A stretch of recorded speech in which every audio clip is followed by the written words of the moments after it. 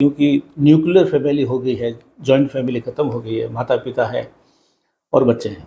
1 बच्चा है या 2 बच्चे हैं।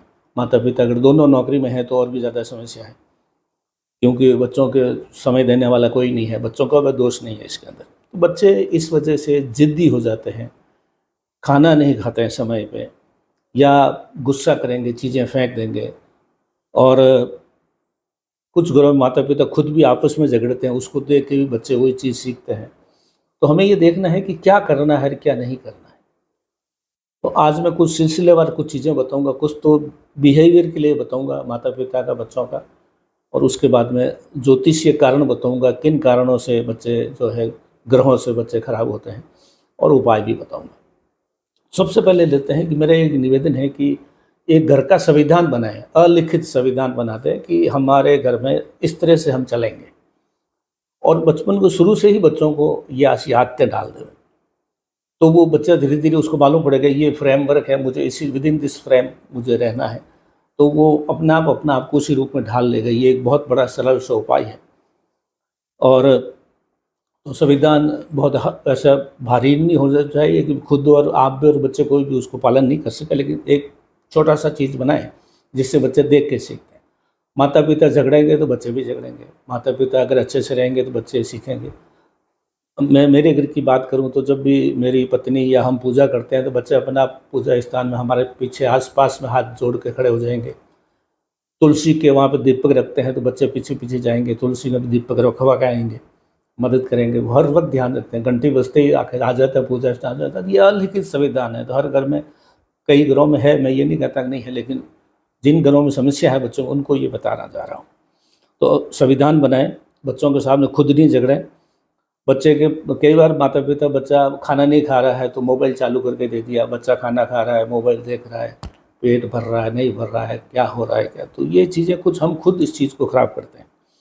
तो हमें ये देखना है कि खुद ठीक रहे, बच्चों में ऐसी कोई आदत नहीं डालें, जैसे कि बच्चे ज़्यादातर ऑनलाइन खाना मंगवा देते हैं, वो बाज़ार का खाना खाना पसंद करते हैं, घर का खाना नहीं खाते हैं, मोबाइल देखते हुए खाना खाते हैं, टीवी देखते हुए खाना खाते हैं, या गुस्सा करेंगे, पढ़ेंगे नहीं, कुछ न कुछ उल्टा-सीधा ऐसी हरकतें करेंगे। तो ये सब देखना आज का विषय है हमारा।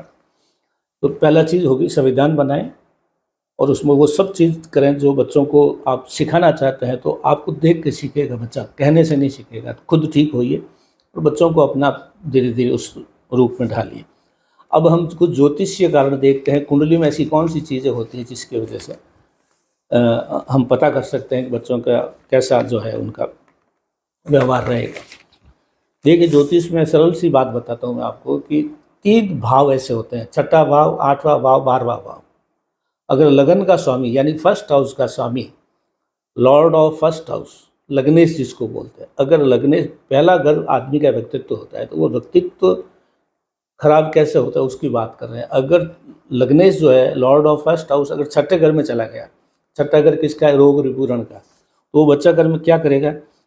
झगड़ा करेगा, शिकायतें लेके आएगा, जिद्दी करेगा। तो ये छठा घर रोग रिपुरण का है, तो वो कहीं न कहीं झगड़े में दुश्मनी लेके आएगा। ये 8वां घर ज्योतिष में क्या माना जाता है? आयु का या अप्रत्यक्ष आकस्मिक चीज़ों का। तो अगर छठे लग्नेश उसका 8वें घर में चला गया है तो वो मुँह तोड़ जवाब देना शुरू कर देगा, नॉन प्रोडक्टिव काम करेगा, चीज़ों को तोड़ देगा, व्यवहारहीन हो जाएगा, कोई चीज़ से मोटिवेट नहीं होगा वो, अगर लग्नेश फर्स्ट हाउस का मालिक 8वें में चला गया है तो। तीसरा खराब घर ज्योतिष में कौन सा माना जाता है? कुंडली में 12वां घर।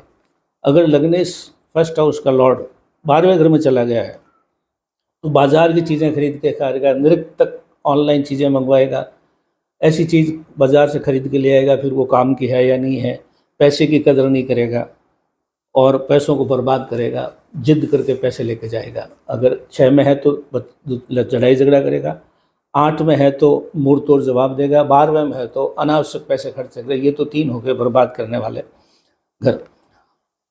एक और है 5वां घर, जो है शिक्षा और का घर है। अगर 5वें घर में, यानी अभी तो हमने बात की लॉर्ड 6, 8, 12 में गया तो बात हो गई, लॉर्ड को छोड़। अब आ जाइए 5वां घर जो है कुंडली का, वो शिक्षा का है। अगर शिक्षा के घर में शनि राहु केतु हो तो पढ़ाई करेगा नहीं, करेगा तो याद नहीं रहेगी। तो अगर 5वें घर में शनि राहु केतु है तो भी आप चेक कर लें। फिर होता है चौथा घर होता है सुख का। तो सुख के घर में यानी फोर्थ हाउस जो है सुख का है, तो वो सुख के घर में अगर अच्छी स्थिति में है तो वो भावनात्मक रूप से ठीक होगा, अन्यथा दब्बू होगा, मेहमानों से मिलेगा। अगर वो सुख का भाव खराब है तो नहीं मिलेगा, और सुख का भाव अच्छा है तो सबों से बातें करेगा, अन्यथा वो अकेला रहेगा। सुख भाव कैसे खराब होता है, कैसे अच्छा होता है, उसकी हम थोड़ी सी चर्चा कर लेते हैं। सुख भाव यानी चौथा भाव। सूर्य अगर अशुभ है कुंडली में, अशुभ कैसे होता है, षड्बल के अशुभ होता है, नीच राशि में, शत्रु राशि में, जो ज्योतिष में माने गए हैं। सूर्य अशुभ है, पिता से नहीं बनेगी और झगड़ा करेगा। अगर सूर्य शुभ है तो वो तेजस्वी बनेगा बच्चा। अब चंद्रमा अगर अशुभ है तो माता से नहीं बनेगी, लेकिन चंद्रमा अगर शुभ है तो माता से स्नेह करेगा। मंगल अगर अशुभ है कुंडली में चौथे घर में तो लड़ाई झगड़े करेगा। अगर मंगल शुभ है चौथे घर में तो शांत रहेगा। राहु अगर चौथे घर में है तो वो उल्टे सीधे काम करेगा, अनप्रोडक्टिव काम करेगा।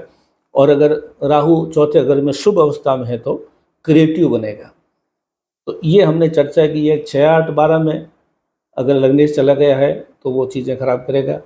लग्नेश 5वें घर में है, नहीं 5वें घर के अंदर शनि राहु केतु है तो भी वो जो है काम उसके शिक्षा में व्यवधान रहेगा। चौथे घर में सूर्य चंद्र मंगल राहु अगर शुभ अवस्था में है तो माता पिता से सबों से अच्छी बनेगी, नहीं बनेगी।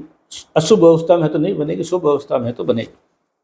तो ये तो ग्रह हो गए, भाव हो गए, और शुभ ग्रह अशुभ ग्रह की बात होगी। अब मान लीजिए अगर ज्योतिषीय उपाय की बात करें तो हम कुछ उपायों की चर्चा कर लेते हैं दोस्तों। कि अगर बच्चा उपरोक्त कारणों में जिद्दी है, लड़ाई झगड़े करता है, गुस्सा करता है, बर्तन फेंकता है, अगर ऐसी स्थिति है तो हर गुरुवार को बच्चे को साथ में लेके जाएं और केले शिव मंदिर में केले अर्पित करें, वहाँ रख देवें। 2 मिनिमम 2, बाकी ज़्यादा 1 दर्जन 2 दर्जन भी दे सकते हैं। बच्चा खुद करे तो अच्छा, नहीं करे तो फिर माता पिता ये उपाय करें। चांदी के बर्तन में भोजन करें, कम से कम चांदी के चम्मच से खाना खिलाएं। चांदी कूल करती है माइंड को, तो बच्चे का मन शांत होता है। तो चांदी का बर्तन चम्मच से खाना खाए। ज़्यादा बजट हो तो चांदी की कटोरी, गिलास, प्लेट सब ले सकते हैं। एक त्रिधातु धातु का कड़ा बना सकते हैं। चांदी का कड़ा बनाएं तो एक धातु तो चांदी हो गई, थोड़ा सा सोने का टिचका दिला दीजिए, थोड़ा सा तांबे का टिचका दिला दीजिए। सोना, तांबा और जो है चांदी मिल करके त्रिधातु बन जाती है। तो ये जो है सिल्वर कूल करेगा, सोना उसको ज्ञान देगा और तांबा उसको जोश देगा। तो ये त्रिधातु का कड़ा भी बना सकते हैं। पढ़ाई के कमरे में मोर पंख लगा देवें, ये भी एक अच्छा उपाय है। गायत्री मंत्र सिखाएं उसको, ये और भी अच्छा उपाय है। तो ये 4-5 उपाय हमने बताए। अब अगर बच्चा नशा पता सीख गया है मान लीजिए, तो एक उपाय है कि बतासे होते हैं, पतासे जो मिठाई में आते हैं गोल, प्रसाद में बांटते हैं। बतासे हाथ से मसल करके, बच्चा खुद मसल के करे तो ठीक है, खुद करे तो ठीक है, वरना हाथ से बतासे मसल करके पीपल की जड़ में बतासे का चूर्ण बना करके डाल दीजिए, जिससे उसका माइंड शांत होगा, जबान मीठी हो जाएगी। और ऐसा ज्योतिष यही उपाय है कुछ। तो हमने चर्चा की कि आजकल के घरों में अक्सर कई घरों में ये समस्या है। बच्चे जिद्दी है, लड़ाई झगड़ा करते हैं, कहना नहीं मानते हैं, बर्तन फेंकते हैं। तो हमने मैनेजमेंट की दृष्टि से संविधान बनाने की बात की, ग्रहों के माध्यम से सीखने की कोशिश की, और उपाय के माध्यम से हमने बताने की कोशिश की कि अगर ऐसा है तो आप उपाय कीजिए। फिर भी अगर आपको लगता है तो आप हमारे से किसी विद्वान ज्योतिष से बच्चे की कुंडली दिखा दीजिए समय रहते।